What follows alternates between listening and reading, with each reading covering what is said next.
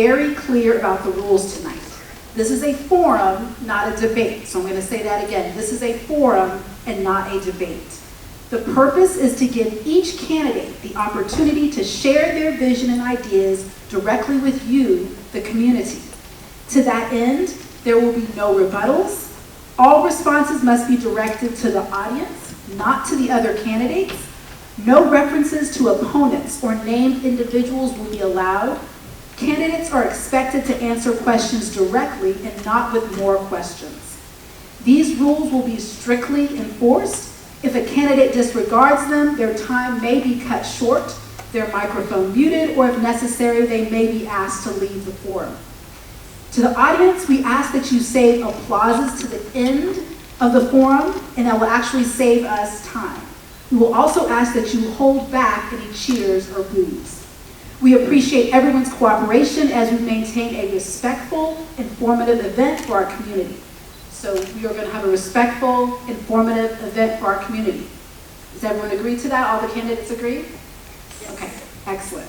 So let me review the format of the forum. So the candidates have already had the opportunity to see this information, but for their sake and for the sake of the audience, I will briefly review them.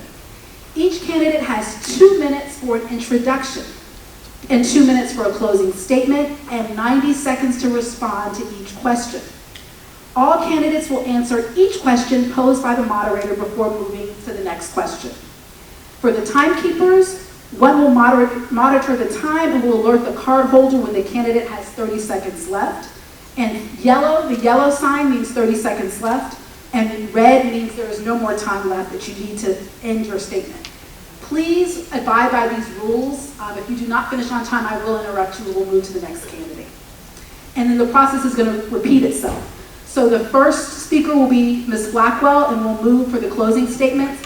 For the final statements, we'll start with the candidate on the end and move this way. Question number 1 will go to you first, and we'll loop question number 2, etc. Okay, so now we are ready to begin the forum. So we'll start off with each candidate has 2 minutes for an opening statement. We'll start with you, Ms. Blackwell.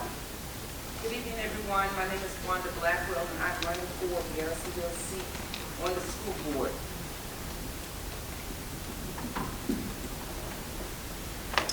I've been a resident of Stafford County for 19 and a half years. My daughter attended Rodney Thompson and graduated from North Stafford High School. For most of my adult life, I've been a public servant. I'm a retired Army veteran with 21 and a half years of service. I'm also a recent retired member of the federal government. My career background is diverse, having a military foundation in human resources that afforded me the opportunity to expand my leadership skills in areas such as budgeting, policy making, training and development, recruiting, conflict resolution, and mediation. I have 2 master's degrees, one in public administration and one in organization and management, which has also enhanced my career skills. I'm running for school board because I care for all children that have a genuine concern for their future. I worked as a volunteer with children for as long as I can remember. I've worked as a member of the youth NAACP, been a Brownie troop leader, a court-appointed special advocate, a library storyteller, and so on. It doesn't matter whose child, I want to ensure that they all have the best education a public school has to offer. As a school board member, I will be the one who asks the question, how will it move to another school or a revolving door of non-permanent teachers affect the stability of students and their ability to thrive? Are we being transparent enough? And what are the long-term implications of our budgetary decisions? Last but not least, I'm very much aware of the fact that Stafford ranks 17 out of 130 school districts in Virginia in terms of diversities. Stafford County students make up is about 60% of non-white students. That 60% demographic needs representation on the board to better feel a part of the Stafford community. I will be their representation. Thank you.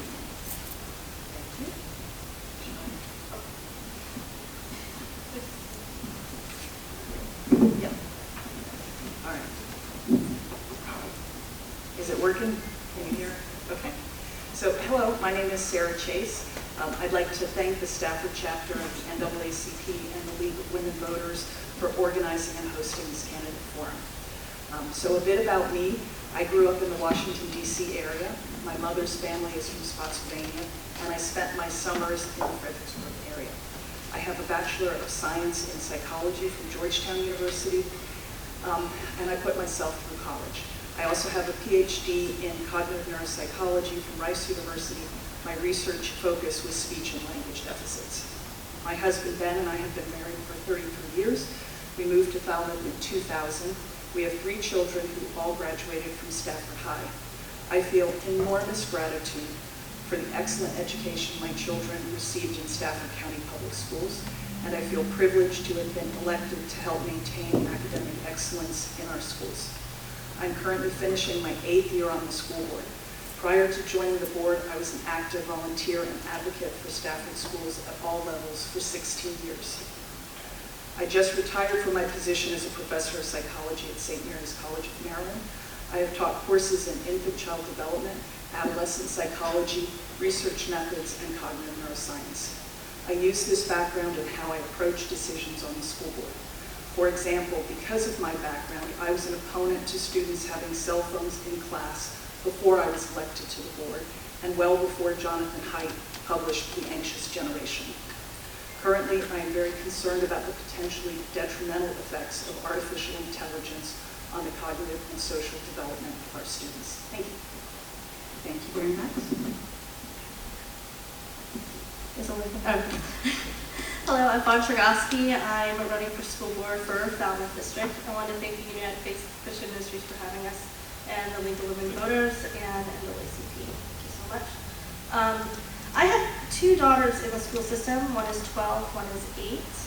I'm currently a routing specialist for Stafford County Public Schools, and I was a bus driver for 3 years before that, before getting promoted to the office. I'm currently the secretary for the Transportation Advisory Committee to the school board, and I've been on it for 2 years running. I'm an active member of my girls' PTA and PTO. My father is a Marine. I grew up in Stafford, and I graduated from North Stafford, and I'm a product of the county.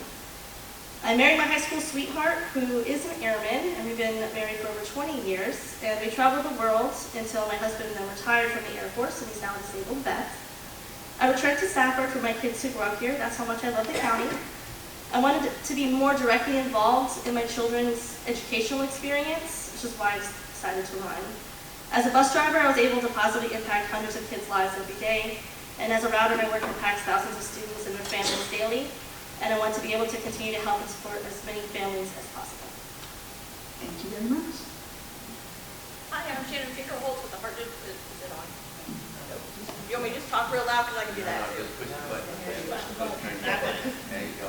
Oh, look at that. Okay, good. Shannon Fingerholtz, Hartwood District, mom, and a very, very passionate advocate for the schools. If you haven't seen me already at a school board meeting or board of supervisor meeting, you may recognize my little can, which represents our schools and how often they've been kicked down the road. And from going to all those different meetings, committees, and things like that, I've learned that all of our kids need to feel safe. Not just physically safe, but also mentally safe. Our students need to graduate being able to critically think, not just be able to do a score on an SOL, but actually be able to problem solve with each other and with different people. We need to budget for the long term. All these short-term fixes and band-aids is just making things worse over and over again. We need to also, of course, communicate better across all levels. Straightforward, open, sit down, not a dais, kind of talk to you, or one person talk to the dais and they just listen, but actually sit down and have conversations. So, and then we need to start working on some term limits, because if we don't, we're going to have complacency issues and we're going to have knowledge gaps. So we need to do that as well. And so if this represents our schools, I'm going to put this, actually, will you do me a favor? Sure. I know it's really weird. Will you hold my mic for me? Thank you. So if this represents our schools, this is what a lot of people think of. Very simple, kind of black and white, few little variations. If you're into statistics, 14% of students have disabilities, they're blue. The 25% in red are abused and neglected. ESOL kids are in purple, that's our English as second language. The gifted children are about 14% of our classroom, and food insecurity is about 9 kids in our classroom. They're all green. But what a teacher sees is a ton of variation. And they need to be able Thank you very much. Yeah, absolutely. Ms. Mojica. Good evening. My name is Stephanie Mojica, and I'm running for school board in the Garrisonville District. I'm a Virginian by birth and a longtime Stafford County resident. My husband Jose and I purchased our first home here in 2007. We have 3 children, ages 14, 13, and 2. 2 of my children attend Stafford County Public Schools. My professional background includes experience within the Virginia judicial system with more than 9.5 years experience in the General District Court Division, and I worked at the Stafford County Treasurer's Office where I specialize in delinquent courts fines collection. I have an Associate of Arts degree in criminal justice. Currently I am a stay-at-home mother. I decided to run for school board because I have dealt with the inadequacies within our school system. I believe there is significant room for improvement, and I'm determined to ensure our children remain the top priority when it comes to their education and their well-being. I've invested in time listening to parents and understanding the community's needs. This perspective has inspired me to pursue meaningful change. Every parent deserves to be heard and listened to. Their concerns must not be dismissed. I have 4 priorities. One is the budgeting, looking into wasteful spending, which can always be reduced. Finding additional funding that helps to take the burden off the taxpayers, which would include working with the Board of Supervisors and advocating to the state that we need more funding since we are underfunded. Of course, including that all needs are met with teachers receiving better pay raises and our students having the best resources to be successful with their future and money for our schools, but finding more solutions that don't raise taxes on residents, which is not sustainable. Bullying needs to be taken more seriously. I would like to work with parents, advocates, colleagues, school staff, and lawmakers to address how we can not only hold bullies more accountable, but improve our handling of these sensitive situations. There is a huge responsibility for school board to hold authority and uphold policies that protect our children to ensure schools remain safe and all students are supported. No child should fear going to school. Thank you very much. Mr. Regan. I don't have it on, but no, that's like magic. Okay, hi. I'm Josh Regan. I am running for the Aquia District School Board Representative. First of all, thank you guys all for coming. I think it's really important for people to be here and hear what the candidates have to say. First and foremost, I'm a parent. I have a son in 7th grade who's sitting over here today, and I've graduated 2 children from Stafford County Public Schools. Secondly, I'm a teacher.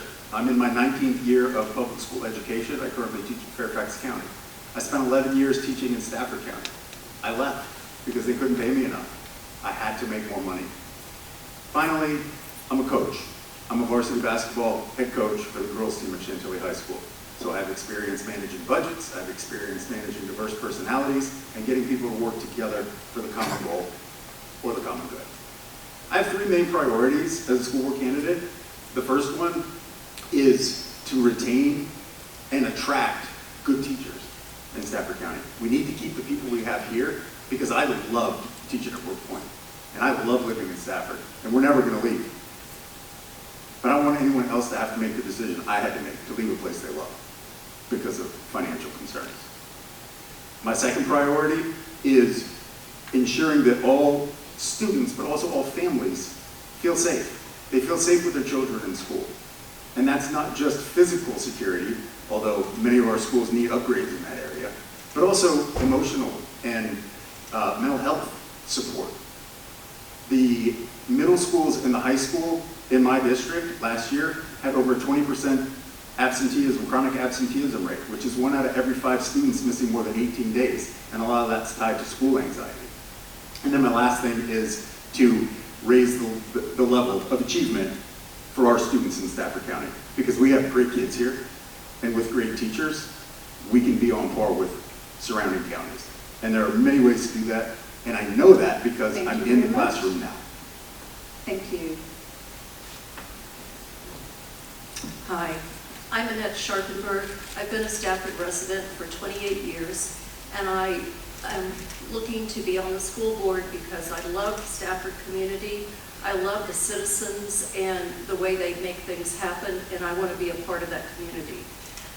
I've taught school for over 20 years. I followed my husband around for a number of years as a military wife, So my jobs have encountered everything from I've been a daycare director, I've taught in college, I've taught elementary, middle school, high school. I taught for the DoD system for a number of years. I was the social studies department chair and the school improvement coordinator. I have a passion for education. And one of the big reason I want to run for school board is that I always noticed the quiet student, the one who didn't give you any trouble. He was the C or the D student. And that's one of the things that I would like to see our schools focus on. If you're an AP student, you're going to do well. I think Stafford has an excellent school system. It would be an honor to be part of that. And I also want to make sure that every student has a plan when they graduate. Whether it's the military, they're going to college, whatever it is. I would like to see every student graduate with a plan and be able to read and write. Thank you. Thank you very much. Hello. I actually need to start with a disclaimer. I am here today in my capacity as a school board candidate and not as chair of the Stafford County School Board. My views are my own. I am Maureen Siegmund, and my husband and I have chosen to make Stafford our home since 2005 because we loved visiting here. Our first home was in the Falmouth District, deep in the woods, but we moved to a neighborhood in the Garrisonville District in 2016. Ultimately, we built our family and enrolled in the religious school, and unfortunately, we found that the private school could not meet our children's diverse educational needs. We started public school in 2016 and never once regretted it. Today, we have 4 children. Our senior splits her time between North and Forge. Our freshman attends Mountain View. Our 7th grader is at Rodney Thompson, and we have a kindergartner at Anthony Burns. Once we enrolled, we started volunteering. I joined PTO boards, I was on a school board advisory committee and then chaired that for 2 years. My husband is a youth sports coach, both in the community and at the schools. We also volunteer at our church, through Stafford Soccer, through Step VA, and with Serve, the food pantry. Professionally, my background, honestly, I've been in government service in one way or another since I was in high school. My first job was for my local government. I went on to work for the state government, and even ultimately I worked for Clinton's White House in the Office of the White House Office of Women's Initiatives and Outreach. I spent 7 years working for federal education and civil rights policy, and I'm currently the director of finance for a defense competitive intelligence firm. I do have my bachelor's in political science and women's studies, and I'll earn my MBA in May.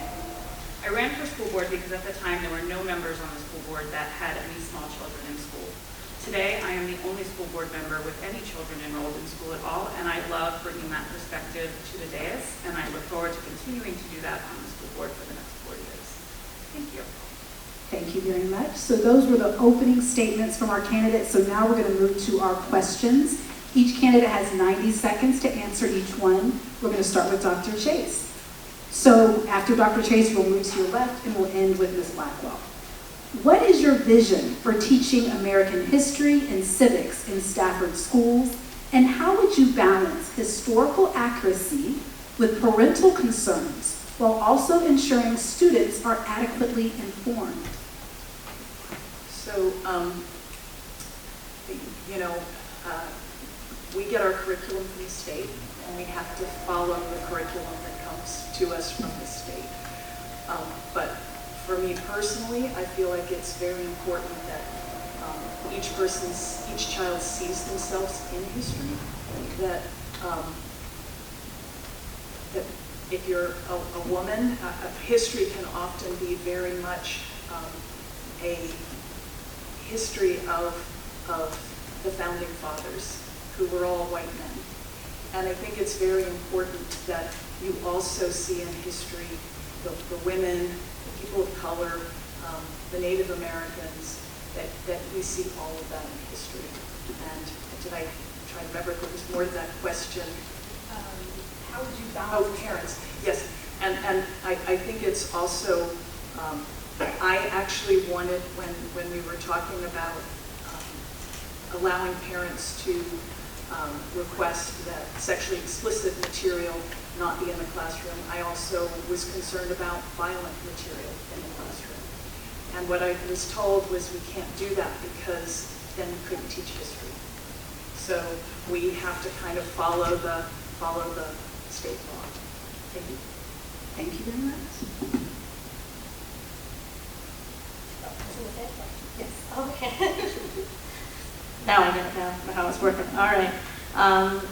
Like Dr. Chase said, it's an assigned curriculum by the states. I do understand the concern from parents and families that might have issues, but history is history. You can't overwrite it. What happened, happened, and you grow and you learn from it.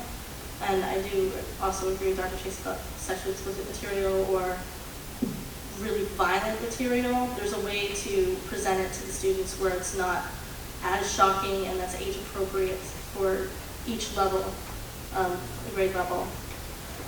But I don't know how to really address parents that don't want them to learn a certain, because they're in public schools, I know the teachers and they do release the curriculum and what they're learning. They usually try to keep the families informed on what exactly the children are learning. I know every week from all my children's classes, I have exactly down to the T what they're learning that week. And if I have any issues, I can always tell the teacher or ask questions. And I feel they're really involved with the families, and they really do try to get ahead of that when it comes up. Thank you. So it's a messy world, right? We have a messy and beautiful history, and all in the same country. I mean, you look at the White House, and it's a place that can bring great promise, and it can also bring memories of great sorrow. And so we need to be able to present the whole history, because the whole history is in our classroom right now too. People always think, oh, the future, the future, the future. But you can look in that classroom right now, and that is our future. They're already sitting there. That is our right now. And so all of those kids need to see all of the history so that we don't repeat it. Obviously, we've all heard that.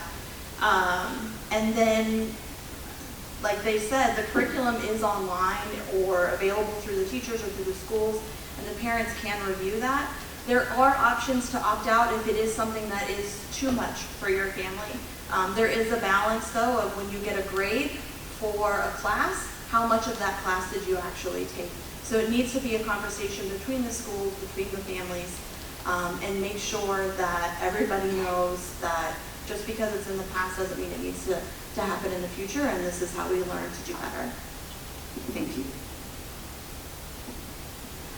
When it comes to history, I believe that, you know, the good and the bad, that everyone needs to know the history.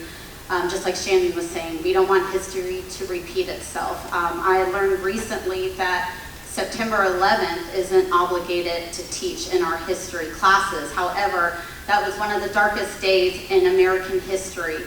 And these students need to know what happened in our country, good and bad. And so they should be taught about September 11th. Fortunately, one of the teachers I heard, or a lot of teachers are teaching it, so I'm glad to hear that. But it should be taught. And I know that, like, the Department of Education, they're the ones that set the policies, and the state's the one that says this is what's going to be taught. But we need to know, our kids need to know the history again, so history does not repeat itself. And, you know, I think we just need to stick with the basics. We need to stay on topic with what history is. Thank you. Thank you. Is this on? Okay, good. Those who don't learn from history are doomed to repeat it. I don't know who said that, but it was somebody smarter than me. But that is the reality. We are given curriculum from the Virginia Department of Education. Each grade level, and in high school, each course. We can't deviate from that. We are required as teachers and as a school board to make sure that our students are learning what the state says they have to learn. That being said, we have to have empathy for families that are concerned about what their children are learning. We have to be able to listen. We can't change what the teachers have to do, but there are ways to make it less impactful. And as a teacher, one of the things that I did when I taught history, and I taught history for a number of years, I just try to make all of the lessons relatable to today. So I don't have to talk about genocide in a terrible way about how the Jews were involved in the Holocaust. But I can make it more relatable to an experience that the kids may understand on a much, much more basic level. The same lesson is taught. So there are ways to mitigate what we're teaching our kids without going away from the curriculum, which, again, a school board can't change. Thank you. Well, this is an exciting question for me because this was my background as a social studies teacher. My undergraduate and graduate degrees were in Black history, and I also have a master's in education. The students need to understand that there's just not one color history. And as I was teaching history for a number of years, all of my students were interested in what I had to say. I worked as a docent at Mount Vernon for a few years, and we told the truth about what happened there. And I think people know if you're genuine, if you're not, and I don't see any reason to beat around the bush. The information is there, and we need to put it out there. So that's my take on it. Thank you. So I did not become a political science major because I hate history. I love history, I love government, but that whole women's studies thing, how did I end up there?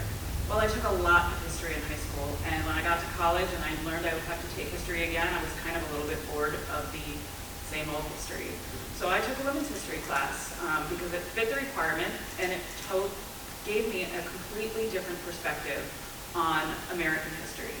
And then I took the European history class, and then the Asian women's history class, and so on and so forth, and then that became a minor. I think having all these different perspectives for students as both required and optional classes. We have added some history electives into our curriculum that have been incredibly popular, so I would look forward to including that. As far as the parent factor, I get all my children's syllabi in the beginning of the year, and quite frankly, if I have any questions or concerns about any of the curriculum, I talk to my child's teacher. And if I still find that there is a concern based on the curriculum, as Dr. Chase said, if it's about violence and I know my child is particularly sensitive to that content, my children's teachers have always been able to either allay my fears, allay my fears, as well as work with my child's particular needs if there is a very specific instance. Our school's division is great. Thank you very much.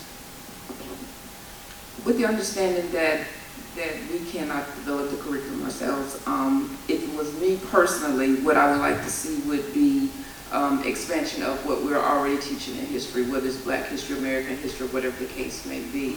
As far as dealing with the parents, then I will always be a communicator. I will have an understanding of what it is that is sensitive, those parents are sensitive to, and we can discuss from there whether or not they can opt in or opt out or whatever the case may be. So that is how I would balance it.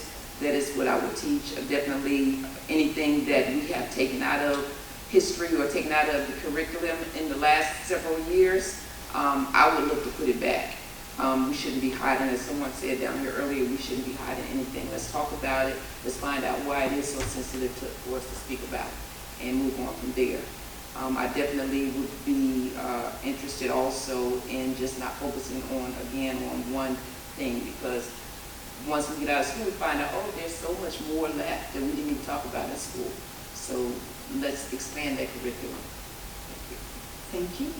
Okay, we'll start with Ms. Fingerholtz. Stafford continues to lose experienced teachers and support staff to neighboring counties due to higher pay. What concrete strategies would you push for to remain competitive and retain seasoned educators? So I would definitely pursue a revenue sharing agreement. And the problem is we don't have a lot of revenue beyond our property owners. 70% of our taxes come off of our backs and not from retail. So that makes it a little bit difficult. But at this point, the schools have begged, they've asked nicely, they've gotten a little forceful, and none of those have worked. So we're going to need to up the ante a little bit and actually put in something that from board to board, as things change, there's a framework. And now it's not a set it and forget it, because you're going to have to adjust over time, especially as revenue does change, as we do get hopefully some retail and some activities in our area.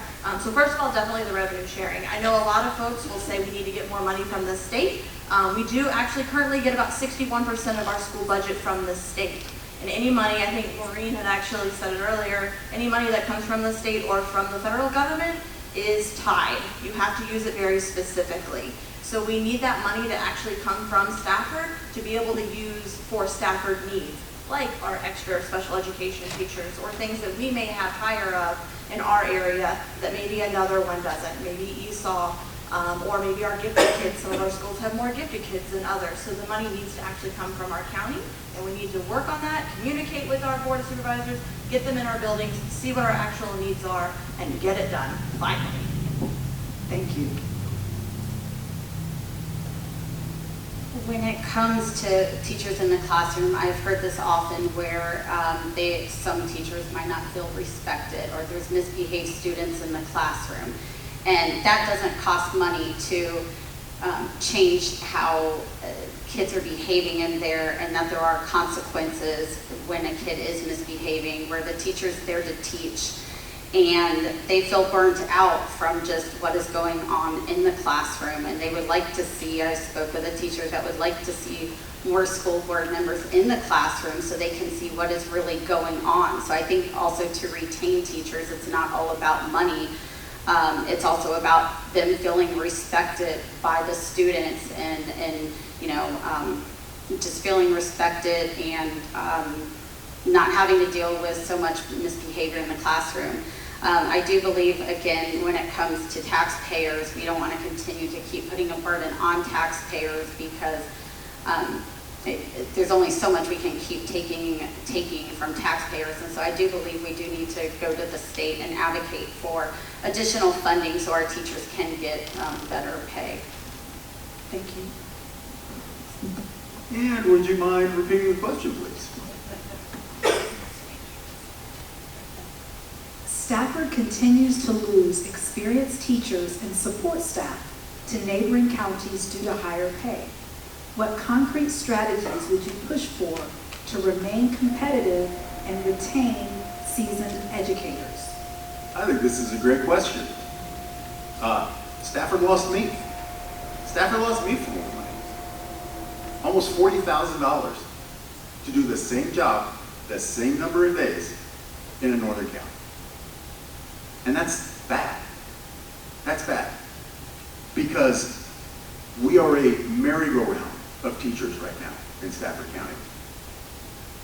Good ones, experienced ones get off, and new ones or career switchers get on. And many of them are going to be great teachers, but they're not the day they walk in the classroom. But it's more than just money. Stafford has made strides in raising the pay for teachers, but that also needs to extend to the IAs, or the parents, and support staff, and custodial staff. Stafford needs to keep all of their people in Stafford County. For teachers, if teachers have a seat at the table, if they have a voice that's heard, sometimes that can defray a little bit of that money because you feel valued. But for low, I'm trying to think of a word, for positions like special ed or maybe sometimes math, science, positions that are harder to fill, for special ed, Sarah said we don't get a break. We don't. So maybe extend our contract by 30 minutes a day and give us an extra 6 or 7%. That's going to fill all of those empty spots. Thank you very much. We have to come to terms with the fact that there's close to a $22 million shortfall in Stafford County. We can't just print money. Obviously, I used to live in a different neighborhood. My friends who taught would go north because they made more money. It's a fact of life. Stafford teachers can hardly afford a down payment on a house in Stafford County. So we need to, first of all, establish a much better relationship with the Board of Supervisors. And then secondly, as a school board, we need to really determine, what is absolutely necessary that we need to put in the classrooms. Something like, some people were upset about the Chromebooks, for example. We need to take a hard look, and we need to buy what's necessary, but not so much as what you want. There is a difference between need and want. So I would say let's develop a relationship with the Board of Supervisors and work together. And I like your idea about extending 30 minutes a day for extra pay. It's a good suggestion. Thank you. Thank you. 4 years ago, when I was running to serve on the school board, I met with several members, most members of the Board of Supervisors. And one of the things I heard recurrently was, we wish the school board would have a 5-year plan. So one of the things we were able to do when I joined the school board is to have a 5-year plan for our budget. Unfortunately, we were unable to find an opportunity to sit down with the supervisors and actually go over the 5-year plan together. I think with our next iteration of the 5-year plan, that should be part of the priorities, because if we know what we need for the next 5 years, the supervisors know what we need for the next 5 years, we can advocate together for that. On top of that, the teachers will know what our plan is for the next 5 years. And if they know that everyone else knows that the plan is to build on our salaries over 5 years, then we are all working together for a common goal. Advocacy is super important in all of that. And as Shannon said, we need Stafford money for Stafford priorities, because the state and the federal government don't care that we want to pay our teachers more. They are paying essentially a flat rate, a formulaic rate to every division across the state at the same rate. But in addition to money, we do need to improve our school climate and build in supports so that our teachers feel part of a community, that they're valued, that they're part of the team. And we also should be looking at developing a leadership pipeline in Stafford, so teachers don't feel like they have to leave to maybe become an assistant principal or to get some leadership experience. Thank you very much. I think one of the things that everybody spoke about is budget, which is obviously something that we have to be concerned of. But one thing that I would also even consider would be a collective bargaining agreement. Stafford does not have one. There are 4 counties in the state of Virginia that has one, 3 up north and 1 down south. So that would be one of the things that I would consider. Thank you. So I pretty much ran on attracting and training and retaining teachers. And I actually like to think that we've made some great progress. So for example, we already pay our special ed teachers more than we pay our other teachers. That's already happening in Stafford County. Also, when I joined the board, if you had worked 30 years in Stafford County, or 30 years in Prince William County, you made $50,000 more than a teacher in Stafford County. Today, you only make $20,000 more. So we have closed the gap between Prince William and Stafford County for retiring teachers by $30,000. I am really proud of that accomplishment. And that accomplishment has been achieved because we have worked with the Board of Supervisors and we have advocated. So I'm not saying we're done. We absolutely need to keep doing it, and we need to keep doing it more. But as somebody currently sitting on the board, we have worked really hard and we have made progress. Thank you. Thank you. So the teachers, they get, or any Stafford County employee really, the longer they stay working for the county, their pay increases gradually. Maybe there needs to be higher raises in the budget for teachers specifically for that, so they can, like an incentive, because we did have this past year an incentive bonus that was given to Stafford County employees to stay with Stafford, and that helped out a lot. If it's possible to put it in the budget, that'd be great if that'd be something they could constantly continue to do. Increasing the pay for paras, special needs teachers do get paid more, but their support staff, really makes a difference. When you have a really good parent in that classroom, you want to come to work and you feel supported. Also, I would like to assign specific people in each location that's just there to support the teachers. Because we have supports for students, but I don't know if we have like a specific person like a liaison that's specifically in each location for them to go to if they have issues. Because as much as I love like pizza and donuts, that's not enough. We need like money to retain staff. And also instilling a sense of community by providing support in more ways than just the salary, because there needs to be more options for teachers who are struggling regarding discipline, because their hands are really tied, and there's some that just can't, they love to teach, they love what they do, and they give all of themselves, and they just don't know what to do, especially when the beginning of the year you get a group of children that you love, and there might be some difficult students, you love them, but it makes your day harder. Thank you. So for our final question before closing statements, we're going to start with Mr. Regan. Do you support maintaining or expanding school resource officers in Stafford County? And how would you ensure they enhance safety without creating a negative or intimidating environment for students? I'm sorry, I'm just kidding. I don't mean to.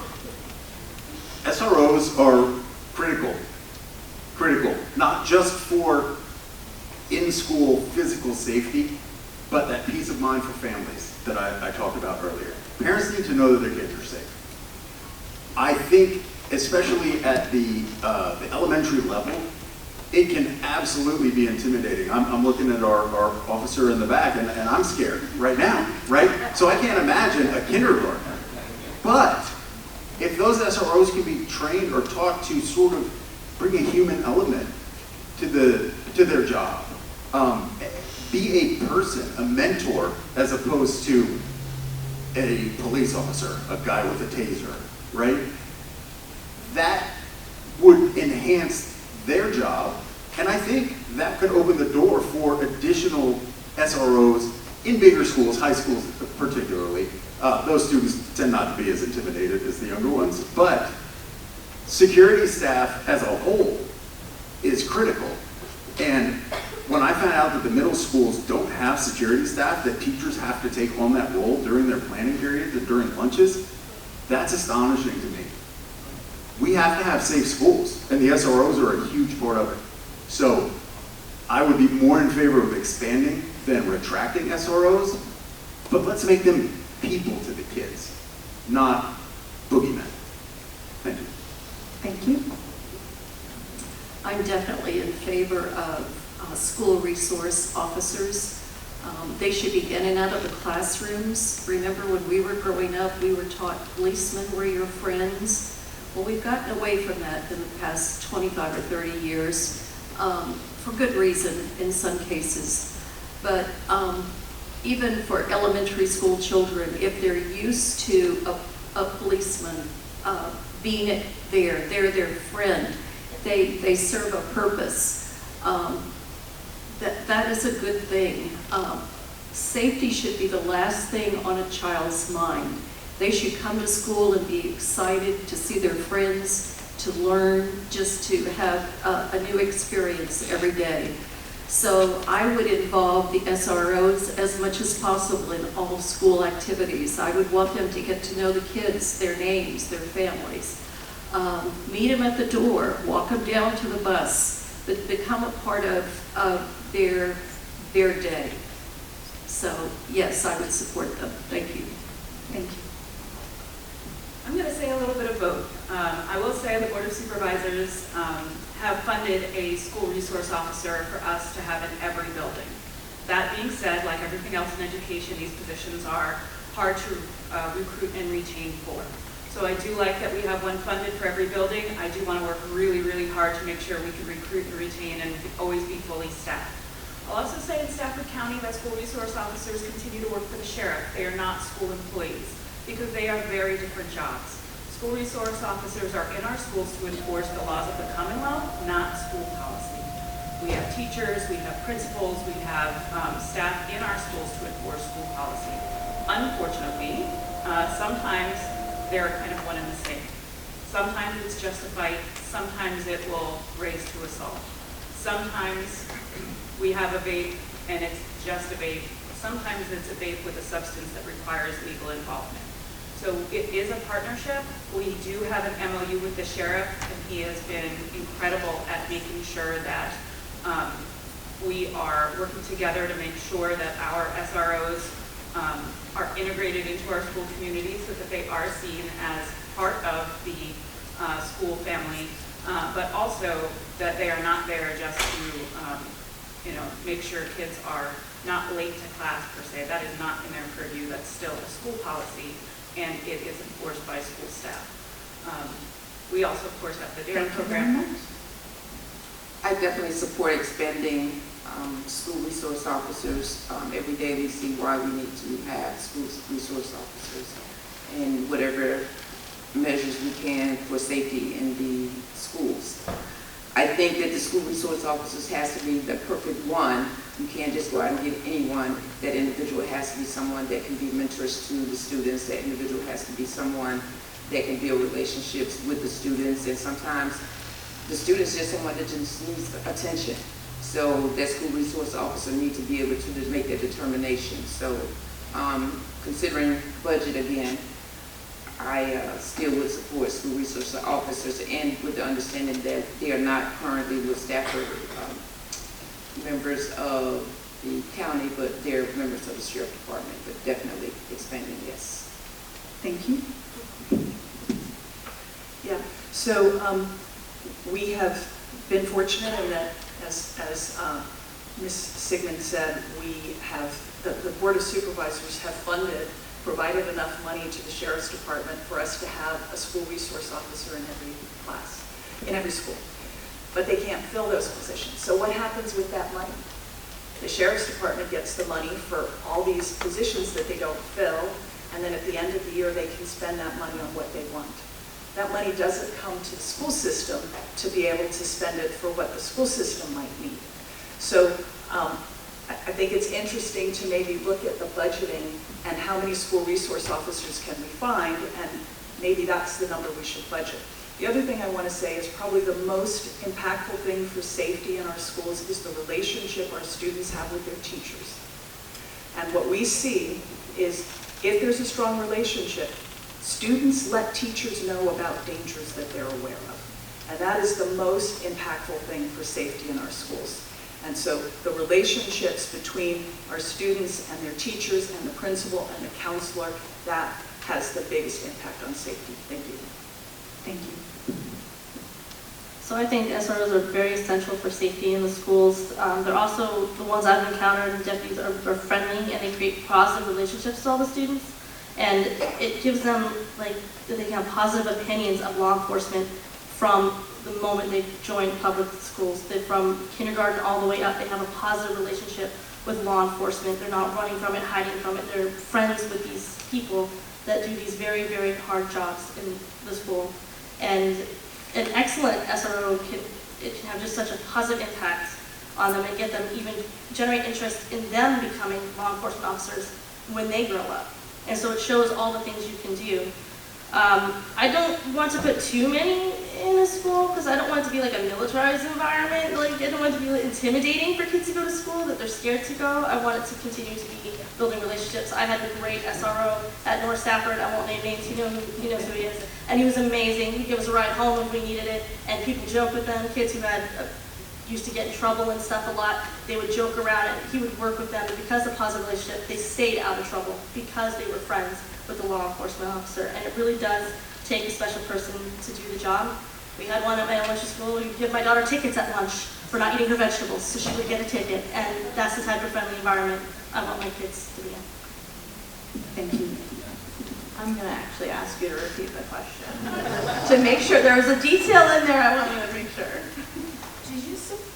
Do you support maintaining or expanding school resource officers in Stafford schools? And how would you ensure they enhance safety without creating a negative or intimidating environment for students? Okay, awesome. So actually I would not expand it at this moment. And the reason why is exactly what Dr. Chase said. So we have all of them funded through the sheriff's department, but they're not filled. When they're not filled, that money doesn't come back to the schools. The schools could actually take that money, if it could come back to them, and hire SSOs, which are school security officers, where they can actually train them. So SROs go through 4-day training. That's it. That's the difference between being a cop on the street and being a cop in a school. They have an absolute purpose, and I think that it's amazing when they have fantastic relationships with the kids, but it doesn't happen in all of them. So before we expand it, we need to have additional training. The schools need to have more control over that situation. We do have an MOU. It does get reviewed every 2 years. However, the schools don't have any control over what that officer wears. So because they have to be in uniform, because they need to be called somewhere else, they need to go. So they could soften that down a little bit, but the schools can't do that. The schools have no body cam rights at all whatsoever. It all resides with the sheriff's department, and those are being recorded inside of the school buildings, and I think the school also needs to have rights to that as well. So would I expand it? No, not yet. I think it's a great program, but I think we need to actually have some more work between the schools and the sheriff's department to fine tune that a little bit more. Thank you. We live in different times than we once did. When we were in school, we didn't hear about school shootings like it is nowadays. And so I believe that it's necessary that we do have SRO in all our schools in Stafford County. The top priority is the safety of all the kids and staff members that are in the building. I know budget is a big thing, and maybe that's something to look into, maybe seeing if retired veterans could volunteer their time to help protect our schools if the budgeting is such a problem to have where we have the deputies in the schools at all time. Also, I feel like building a relationship between the kids and the students and the school resource officer, where they feel comfortable being around them, maybe have the SRO go into every classroom and just speak with the kids. And they could be, the SROs can be great role models to all the students. Thank you. So now for our closing statements, we're going to start with Ms. Siegmund and then move to your right. Each candidate has 2 minutes for your closing statement. Thank you. Thank you to the NAACP and the League of Women Voters for hosting us this evening. I really believe that collaboration builds community, and that is something I have worked on over the past 4 years, to work together with as many community organizations, houses of worship, neighborhood groups, even little book clubs that want to support our students, and all together, all those little pieces can build up to so much. I have had a fantastic time over the past 4 years and on the campaign trail, meeting with all of our members of our community about what their priorities are, what their concerns are, what they're looking forward to. And I'm proud of what we have built over the past 4 years in regards to our teacher pay, in making sure our classrooms are well-resourced, and having additional classrooms to put our students in. We have 3 new schools opening in August, and we have 2 of our oldest schools being rebuilt so that they are easier to maintain, much more accessible, and quite frankly, less expensive to maintain, because some of those old parts are hard to find. I am very much looking forward to continuing to serve my community in this role. I am fully embedded in our schools in a way that no other board member has been able to, because of my children's enrollment in our schools and my continued involvement, not just in the schools, but in our community organizations. So thank you again for having us all here, and I guess we'll be around after anyone has any additional questions. Thank you. Again, I want to thank the NAACP and the League of Women Voters for this opportunity. As I said, I've been a Stafford resident for 28 years. I am in love with Stafford. The citizens care about each other.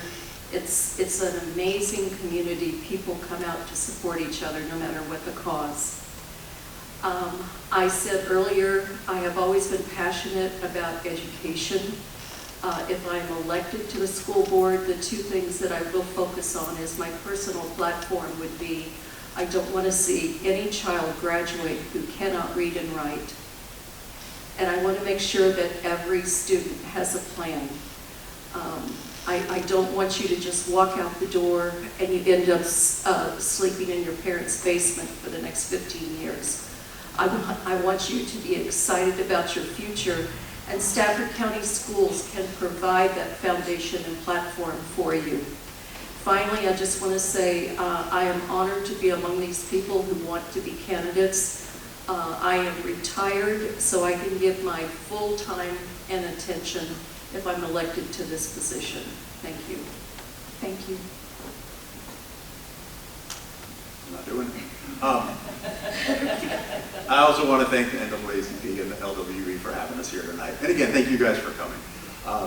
I believe the role of a school board member or a school board as a whole should be like a funnel, right? And we're taking all of these different pieces, budget, governance, policy, and we put them all into that funnel. But what needs to come out at the bottom of that funnel is a student who is prepared for life after high school.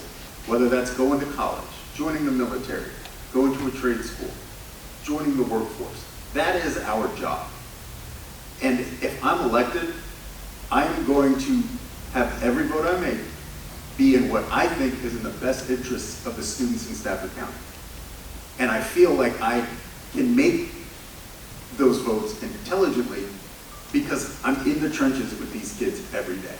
Albeit in another county, I know what education is like in 2025. I know what students need in 2025. I've spent my entire career trying to better the lives of students. And this is just another step and another way that I can reach more of these students to try and help them be successful in whatever they choose to do. Thank you. Too many kids are being left behind, and I've heard where parents don't want to hear any more excuses. They want to see changes. Our kids deserve better. You know, when they graduate high school, we need to see where they are moving on to, you know, career or going off to college. And if they're not able to read very well, then that's going to be a big problem once they graduate. My motto is kids first, parents heard. What matters is making good decisions that are in the best interest for our students, our teachers, schools, and the community. I will prioritize our students above all else. Their well-being and success must come first. I'm committed to making sure parents are truly being heard and involved in the process. No parent should feel they are being left in the dark when advocating for their children. I'm passionate about driving positive changes and pledge to be a strong advocate for parents while supporting students' success in every area, which is including the IAPs, the mental health, testing, nutrition, and, you know, going back to our basics and so on. I will be a dedicated listener and a strong voice for parents and ensure they receive the respect and attention they deserve. Thank you. Thank you. Well, definitely thank you for listening to all of us forget the question. Or maybe it was just Josh that kept forgetting the question. I am, you know, I'm a mom. I'm a dedicated advocate. I have been in Board of Supervisor meetings until 1 a.m. You turn around and there's no other constituent there but you. It's a lot of work, and I've seen it for the last few years, and I'm ready to fully be in it, right? Fully show up, fully take care of these kids.